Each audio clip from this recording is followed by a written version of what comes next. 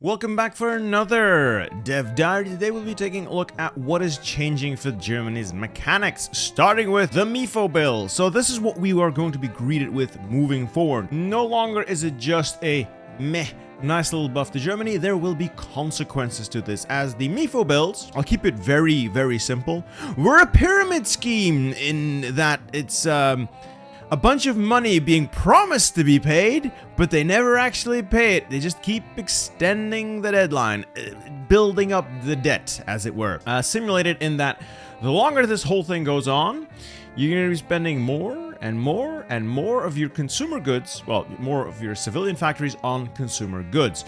So Germany now actually has a penalty, which, it's nice because Germany doesn't have anything else going on. It would be nice to see the MIFO bills properly represented. And to see them being represented, well, this is what it looks like when things get truly out of hand. So the consumer goods factor goes up even higher every month. This scales with how many non-core states you occupy, plus probably some events, some focuses, that sort of stuff. And when you hit the cap of 100%, where you're paying twice as many civilian factories as you otherwise should, you're going to take additional penalties in the form of production output modifiers. This is not good. This is not good. So we've not even reached 100%. This is at 50.5%. And we're already taking an additional 10% factories straight to consumer goods, an additional reduction in output for factories and dockyards by 10%. This is significant. This is something the German player will have to deal with unless he decides to get rid of the MIFO bills day one. But there are other things to be done. How do we handle this situation? As any government has tried to do throughout the decades, centuries, price controls. Fun fact, never in the history of economics have price controls even remotely worked. But yes, they are one solution to your problems. You institute price control. So the focus itself already modifies the MIFO bills. It reduces the consumer goods factories by 0.5% per month. Hurrah! But it also gives you a decision called price controls, giving you access to this. In exchange for some political power, you will have the option to reduce the negative effects of the MIFO bills. It's gonna be interesting handling your economy if you decide to go this route. So there is gonna be a definite trade-off between wrecking your economy early but getting a stable economy like we saw in the Germany Dev Diary, and the other path is rapid rearmament through an overheating economy that will crumble if you don't micromanage the hell out of it. So this is how we're going to be micromanaging the hell out of it. I don't know if I like this. I'll be honest, I don't know if I like this. Now, I can see why it's being done. I can certainly see why, because it makes sense. One of Germany's, if not the biggest issue Germany had, was its failing, horribly run economy, and they have to find a way to simulate that. I just don't like decisions that much, but that remains to be seen how necessary this is. There's probably going to be ways to handle this through inventive means. Speaking of inventive means, how about we see some gold reserves? So when Germany goes to war and has decided to commit to the MIFO bills path, or the rapid rearmament path, it opens the way to what is called the economy of conquest. So it takes the MIFO bills, changes them a little, makes them slightly worse in that you lose Helmerschacht, you always lose them anyway, and then you also lose the intelligence bonuses. Those don't really matter that much. What it does do is give you the option to seize conquered nations' gold reserves. The bigger the nation, economy-wise, the bigger the benefit you can get. If the Soviets can do it to Spain, we can do it to anyone else. So you conquer a country, capitulate them, and then you can spend a little bit of political power, seize their gold reserves. The upside of that is that you reduce the consumer goods factor, so your MIFO bills get less bad, or it's called economy of conquest in this case. It gets less bad. The negative there is that the people don't like it, and compliance goes down, resistance goes up. So unless these numbers get out of hand, 5% compliance and 10% resistance is not bad. I mean, now this is easy to handle. Unless you're trying to do something very specific, this doesn't matter. So this is how you're supposed to get things done. Make conquests, use other people's money to pay your bills. You become an influencer. And I remember before that I was worried that the economy of conquest would be horribly unstable and it would eventually lead to a death spiral. Yes and no. Yes, if you fuck it up, absolutely. No, in that there is a way out if you win big enough. If you achieve the number, I believe all of this is work in progress, so don't pin me on these numbers, but if you achieve autarky, you have the resources required in this focus at the bottom of autarky. You achieve autarky, meaning you make your economy self-sustaining. If you have all the steel, aluminum, oil, rubber, tungsten, and chromium in the world, you can actually turn economy of conquest into Wirtschaftswunder. Now this sounds convoluted if you didn't see the first Dev Diary, but essentially Germany has two economic paths. Sensible economy that takes a long time to build up but results in a stronger economy, but it's slower. Rapid economic growth in terms of military. Military factories, military output, it's fast, it's unstable, and it leads you to a death spiral if you don't handle it properly. I always said that the first path always seemed like the sensible choice because there appeared to be no winning the death spiral part. This is how you win the death spiral. Win big enough, secure enough resources, either through puppets or through conquests of your own. This actually gives you the same benefit, I believe it's the same, or it looks close enough, to the slow and steady path, and it makes it all sustainable. Now, this is going to be a while until you have 800 steel. So I think this is going to be like after you've won in Europe and after you've kicked the Soviets' ass. But this makes... yeah, okay. They gave us an out. They gave us an out. Unrealistic as this might be, they gave us an out. Now for what most of you have been wondering about, the inner circle. This popped up at the bottom of the German focus tree in the original Dev Diary. Let's dive into it a little bit more. I'm going to keep this very simple. I recommend you read through this to get the full picture. But in short, the inner circle here has 3 slots. The people you assign to those slots are chosen through special focuses. These people will provide bonuses based on some of their traits. How do these special focuses work? You do your regular focuses and that's fine. You do here is select one of the paths you want, Tod, Speer, Göring, Himmler, whomever, depending on what you think your country needs. Select it, click it, and unlike other focuses, these can run at the same time as a regular focus. So you do your normal focus and this thing can run in the background. And then after you have, for instance, selected Tod, 14 days, this thing runs, and then it automatically progresses to the next focus, and it runs, and then it automatically progresses to the next thing, and it runs. Now, you're gonna have to make a choice at the start, because some of these are mutually exclusive. Speer and Tod are exclusive, along with Göring. Anyway, if you want to hire the idiot, he's here. So you'll have to make choices. I believe when you get to the mutual exclusive paths, there will either be choices or events that pop up. It won't be automatic. At least I hope it won't be automatic. If it is, that's incredibly annoying and stupid. I haven't seen that yet.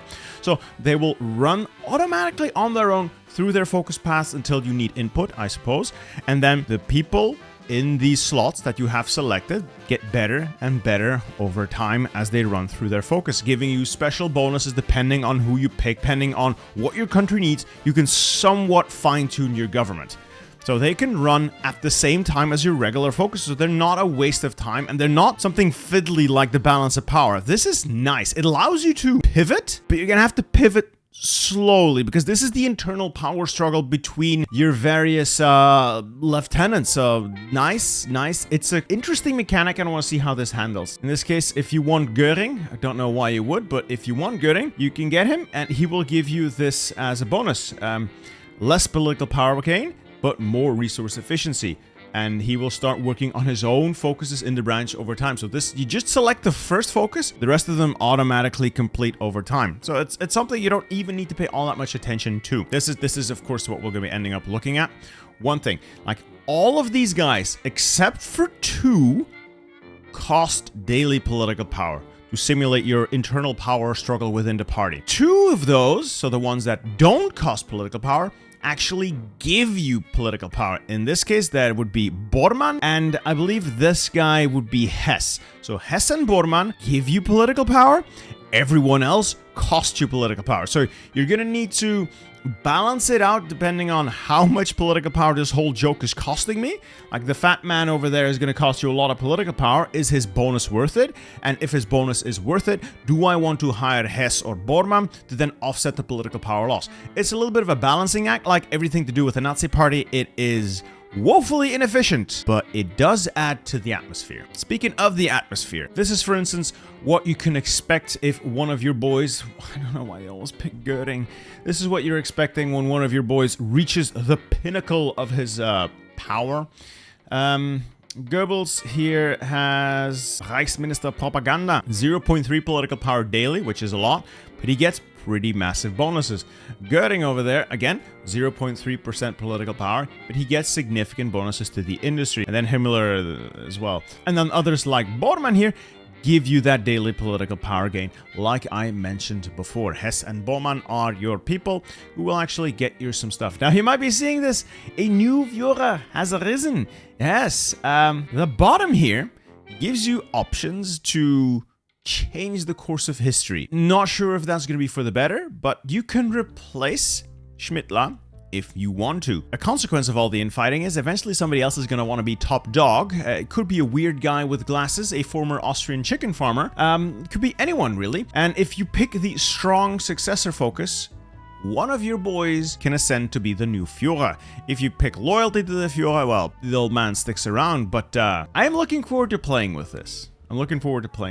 Now, to get down here, you need to have 3 of your inner circle complete their full tree, so it's gonna take a while. And I don't know if there's any genuine benefit, but I mean, this is what Bormann, for instance, can achieve for you. His traits are better than Schmittler, so unless you really want the mustache man around, this could, you know, offer opportunity. Anyway, on to new and better stuff.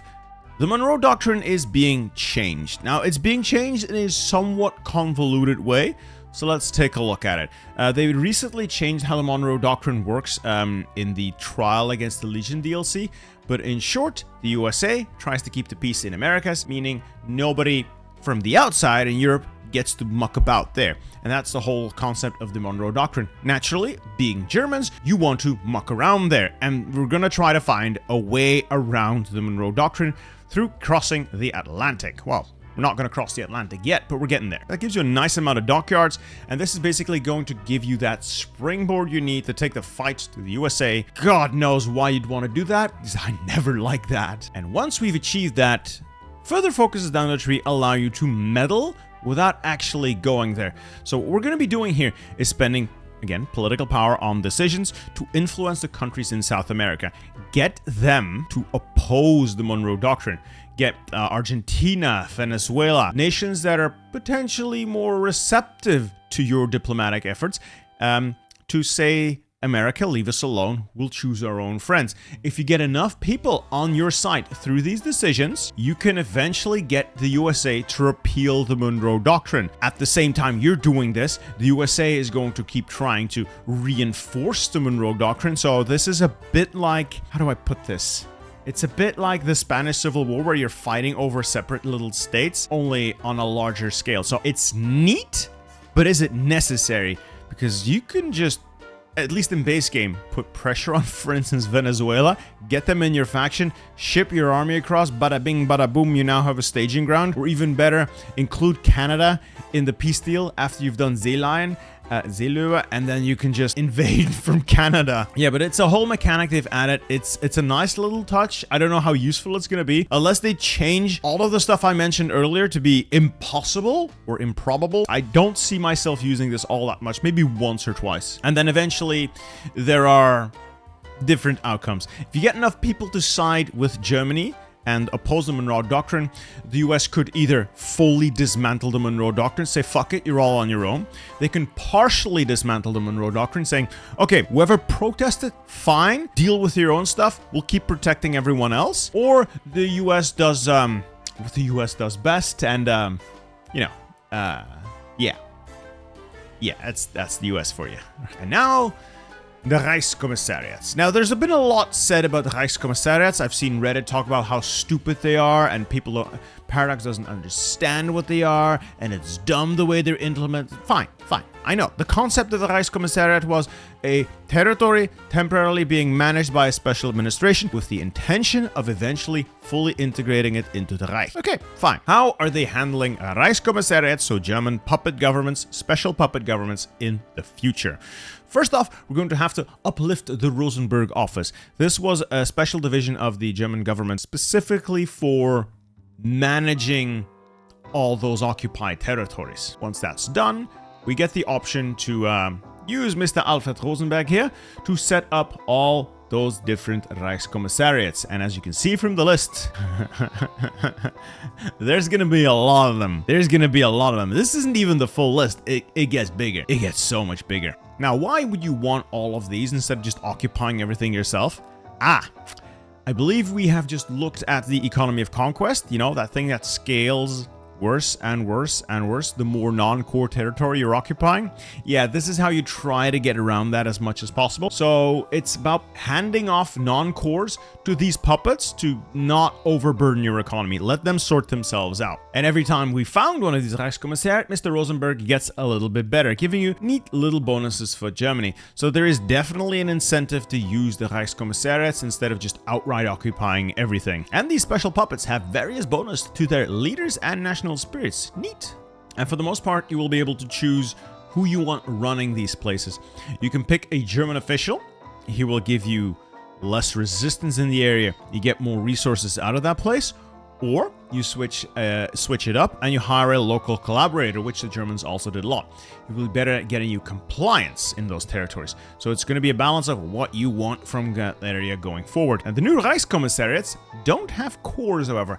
We all know and love Italian East Africa, so it works on a similar system. But the little countries do get their own little national spirits and bonuses to keep resistance manageable. To get around the whole they don't have cores, but how does that work thing, they're gonna add a new system of occupation. I know, this is getting complex, this is getting long. As I understand it, right now, ownership is based on whoever had that place first, and until a peace deal happens or a puppet is integrated, ownership remains with whoever had it first. This leads to annoying situations where if you right now form a Reichskommissariat, it creates a country from nothing and assigns all of that to the new Reichskommissariat. If you do that to Russia, for instance, they actually lose a bunch of territory as owned territory. So you form a Reichskommissariat Ostland or Ukraine, you actually have to push further into Russia because the game mechanics adjust the remaining victory points for the Russians. To get around that and still make Reichskommissariats worth it, they're adding something called contested ownership. Essentially, there is no longer a strict this guy is the owner versus that guy is not the owner. There's going to be a contested level of ownership between the original owner and the newly formed Reichskommissariat under a friendly government, I should say. It looks complicated. I don't really know how to explain this other than that, so I hope you can take a look at this dev diary and go see for yourself, or to get my hands on this and actually test it out so I can give you more information. All I can say for now is, at least I won't have to drive past the Urals if I form my Reichskommissariats, I hope. And this is what we can be looking at. So we have Asian Reichskommissariats, we have Mittelafrika, America, the Rosenberg office. So we'll be able to form quite a few Reichskommissariats. And this is what a German world would look like. It's quite gray. And there's some Frenchmen over there in the center. So the French and the Italians are still around, but the rest is quite gray. This has been a very convoluted, very tech-heavy dev diary. Please go read this yourself. It has all the information you need. If you don't care about any of this, that's fine. At least you tuned in. And if you're still here, maybe you want this DLC. If you don't have it already, check down below. I have a link there. It will take you to the Paradox store where you can pick up this DLC along with any other Paradox game for the same price as Steam. It gives you a Steam key. The only difference is I get a small commission on the sale. Anyway, thanks for watching. I hope you'll enjoy this next video as well. Goodbye.